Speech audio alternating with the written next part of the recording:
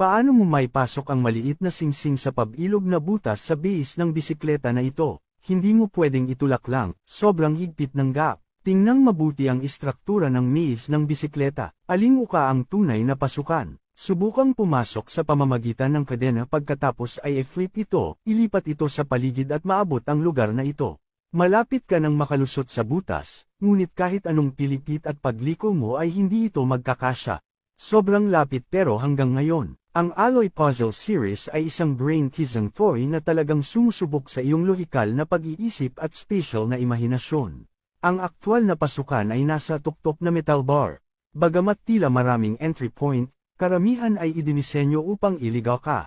Hayaan mong gabayan kita sa pamamagitan nito. Ang gininto ang edad ng mga bata para sa intelektual na pag-unlad ay nasa pagitan ng 8 at 10 taong gulang.